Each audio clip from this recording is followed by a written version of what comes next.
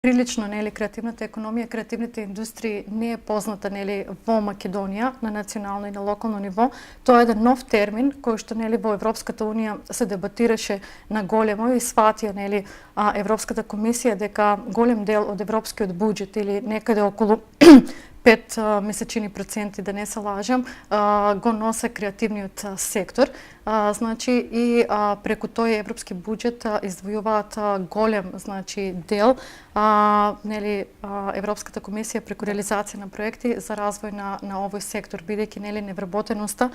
и на европско ниво е многу големо и дека токму тој креативен сектор или тоа трговец поединец во областа на креативниот сектор може да придонесе за намалување на стапката на невработеност. Сега кога станува збор за Македонија, исто можем да кажем дека досега не се биле актуелни таквите политики, иако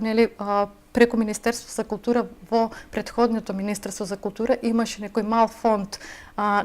се издвојуваа мали средства за развој на креативните индустрии. Тој фонд беше наметен за невладини организации и поединци. Ние како здружение имавме реализирано 2-3 проекти, тоа беа мали проекти за дизајн, поточно за моден дизајн, каде што изработувавме некои ташни, торбички и така натаму, но сега во оваа министерство се уште нема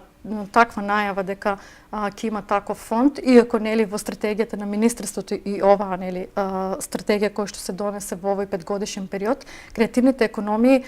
заземат еден значителен дел дека треба да се развијат како на национално, така и на локално. Но дали ќе бидат субвенционирани, тоа се уште не го знаеме.